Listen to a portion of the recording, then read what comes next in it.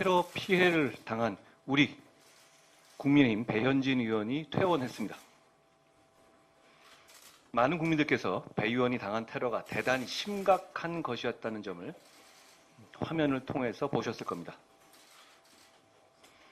국민의힘의 비상대책위원장으로서 그리고 시민의 한 사람으로서 배 의원을 도와주신 시민들, 신속히 할 일을 해주신 소방대원님들, 경찰관님들, 충실한 치료뿐 아니라 신속하고 투명한 설명을 해주신 순천향병원의 의료진들, 무엇보다 배 의원의 쾌유를 빌어주신 국민 여러분들께 깊이 감사드립니다. 배현진 의원이 큰 정신적인 충격에도 불구하고 이렇게 빠른 퇴원을 하게 된 것은 이 나라가 그런 테러 때문에 흔들릴 나라가 아니라는 점, 그리고 그런 테러 행위가 총선을 앞두고 정치적 음모론의 소재로 이용돼서는 안 된다는 점을 보여주기 위한 배현진 의원의 노력이었다고 생각합니다. 냉정하고 객관적으로 진상을 밝히고 이런 일이 재발하지 않도록 실효적인 대책을 마련해야 합니다. 저희도 준비하고 있습니다. 저는 막연한 추측과 분노로 국민들께서 불안하지 않도록 해드려야 한다는 말씀을 그 당일날 드린 적이 있고, 우리 국민의힘 구성원 모두 그 뜻에 따라서 침착하고 냉정하게 대처해 줬다고 생각합니다. 민주당은 아직도 국회까지 열어서 경찰을 몰아붙이는 등 이재명 대표 피습에 대한 음모론 장사를 계속하면서 거기서 어떤 정치적 이익을 얻을 수 있을까 하는 미련을 버리지 못하고 있는데요. 국민의힘 배현진 의원의 용기 있고 의연한 태도에서 교훈을 얻으시기를 기대합니다. 어떤 것이 이런 상황을 맞이한 책임 있는 정치가 취해야 할 입장인 것인지를 국민들께서 평가하시리라고 생각합니다. 제가 배 의원님을 도와주신 소방과 경찰 분들의 노고에 대해서 깊은 감사의 말씀을 드렸는데요. 제가 법무부 장관으로 있을 당시에 우리 동료 교정 공직자들의 처우 개선을 위해서 나름대로의 노력을 한 바가 있습니다. 그건 해당 직역의 공직자들의 복지를 위한 것이 아니라 결국 그런 제복 공무원들의 국민에 대한 서비스의 질을 높이려는 취지였습니다. 저는 국민들께서 더 잘 보호받고 더 좋은 공직 서비스를 받기 위해서는 이런 제복 공무원들께서 합당한 처우를 받고 존중받는 사회가 되어야 한다고 생각합니다. 윤석열 정부가 경찰, 소방, 군인, 교정공무원에 대한 처우 개선을 통해서 많은 노력을 해서 개선을 해온 것도 그런 취지였습니다.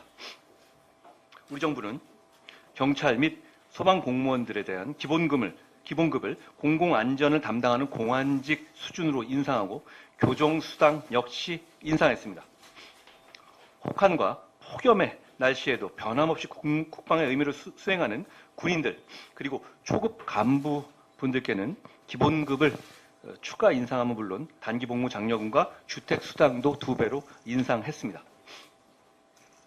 급여뿐 아니라 경찰의 경우 경정과 총경급의 복수직급제를 도입해서 승진 적체 문제를 해소하는 한편 소방공무원과 함께 승진 소요 최저 연수를 단축하고 특별 승진의 대상 계급 확대 등 승진 확대를 위한 여러 방안을 이미 마련했습니다. 아울러 참혹한 사건으로 인해서 정신적 회복이 필요한 경우를 위해서 심리안정휴가 제도를 신설하고 공무상 재해로 추정해서 보상제도를 도입하는 등 재해에 대한 보상과 지원 확대를 위해서도 이미 노력하고 있습니다. 지난주에 언론에서 홀대받는 제복 경찰과 관련된 언론의 기사를 접했습니다. 이런 제복 공무원들은 우리 동료 시민들의 생명과 안전을 지키는 버팀목입니다. 그럼에도 불구하고 식당이나 카페에서도 환영받지 못하고 있다는 말을 들었는데요. 저는 우리 사회의 격은 이런 제복 공무원들이 어떤 평가와 어떤 예우를 받느냐하고도 직접 연관되어 있다고 생각합니다. 우리 국민의힘은 이번 총선에서 우리 동료 시민들의 삶을 지키기 위해서 불철주야 노력하는 대한민국의 자랑스러운 제복 공무원들이 더 자긍심을 가지고 일하고 더 존중받을 수 있도록 필요한 공약을 준비하고 있다는 말씀을 드립니다. 오늘 우리 국민의힘의 비상대책위원회가 출발한 지 한 달이 되었습니다. 한 달 동안 저는 우리 비상대책위원회가 국민을 두려워하고 국민으로부터 사랑받기를 원하며 국민에게 도움되는 정치를 하겠다는 선의를 가지고 일했다고 생각합니다. 그렇지만 우리 동료 시민들의 눈에 저희가 부족한 점이 많았을 겁니다. 우리가 더 잘하겠습니다. 우리가 더 잘합시다. 제가 더 잘하겠습니다. 지금까지 5개의 정치개혁안 국회의원 특권 내려놓기 시리즈를 말씀드렸죠. 제가 계속 반복하는 것 같죠? 저는 끝까지 반복하겠습니다. 왜냐하면 이번에는 이 정치개혁과 특권 내려놓기를 반드시 저희가 실천할 거기 때문입니다. 이미 불체포 특권 포기와 금고형 이상의 유죄 확정 시 세비 전액 반납, 출판 기념회 형식의 정치자금 수수 금지에 대해서 우리 공천관리위원회 결정으로 우리 국민의힘은 2024년 국민의힘 공천 시 서약서의 제출을 필수 조건으로 이미 실천했습니다. 오늘부터 저희 접수가 진행되죠. 이 접수의 조건으로 공천관리위원회가 이미 결정한 바 있다는 말씀드립니다. 그리고 확실한 실천을 위한 입법도 준비하고 있습니다. 세비 반납과 관련된 법안은 이미 지난 22일 발의했고 나머지 저희가 할 수 있는 법안에 대해서도 법안을 준비하고 있다는 말씀드립니다. 더불어민주당이 로고를 바꿨는데요. 보기 좋더라고요. 로고만 바꿀 게 아니라 정치개혁과 국회의원 특권 내려놓기에 대한 반대 입장도 바꿔주시기를 기대합니다. 대다수 국민들이 수십 년간 바래온 정치개혁과 국회의원 특권 내려놓기를 포퓰리즘이라고 반대하면서 뭉개고 도망가는 것은 대중정치를 포기하는 것이라고 저는 생각합니다. 그렇게 넘어간다고 해서 저희는 이 문제 제기를 역시 같이 대충 넘기지 않을 거라는 말씀을 드립니다.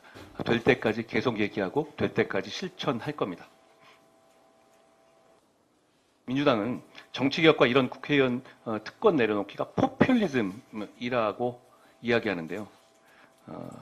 세금 수십조 들어가는 민주당의 허황된 공약들은 포퓰리즘이 아니고 국민들 모두가 바라는 최근에 보는 여론조사도 드러나고 있죠. 이런 정치개혁은 포퓰리즘입니까? 제가 어디서 얘기한 바가 있는데요. 이게 포퓰리즘이라면 우리는 기꺼이 포퓰리스트가 되겠다는 말씀을 드립니다. 우리 국민의힘은 이번 총선에서 운동권 특권 정치의 심판을 시대정신으로 말씀드린 바가 있습니다. 여기에 대해서 민주당은 너희가 우리 운동권에게 미안해해야 한다라고 말했죠. 저희는 미안할 이유가 없다고 답했습니다. 그러자 이번에는 우리는 경제 민생론으로 답하겠다라고 몇 분들이 말씀하시더라고요. 저는 이렇게 묻고 싶습니다.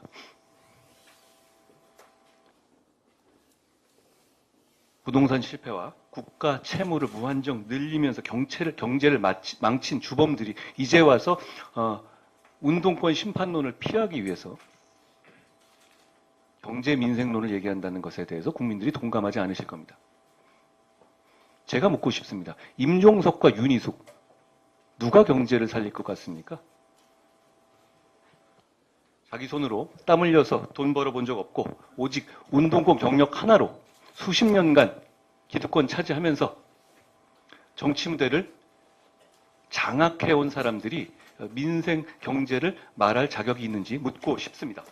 탈원전 이념 내세우면서 세계 최고 수준의 한국 원전 생태계 다 무너뜨린 사람들이 어떻게 민생을 얘기하는지, 이재명 방탄을 위한 입법 폭주 말고는 어떤 입법 성과를 거둔 적 없는 다수당이 과연 민생 경제를 얘기할 수 있는지 저는 묻고 싶습니다. 그리고 그동안 윤석열 정부가 내세웠던 여러 가지 민생 경제 관련 법안의 대부분의 발목을 잡고 있는 민주당에서 이제 와서 민생 경제를 얘기하는 것에 공감할 분들이 있을지 궁금합니다. 이번 총선은 경제와 민생을 살리고 과거를 반성하면서 정치개혁을 하겠다는 변화를 하려고 몸부리치고 절실함을 가지고 국민들을 설득하고자 하는 우리 여당을 선택할 것인가? 아니면 낡은 이념과 방탄을 목적으로 모든 것을 정략적으로만 해석하고 발목 잡기 하는 운동권 야당을 선택할 것인가의 문제라고 생각합니다. 국민들께서 제대로 된 선택을 해주실 거라고 기대합니다. 저희는 겸허한 마음으로 국민들께 잘 설명드리겠습니다. 고맙습니다.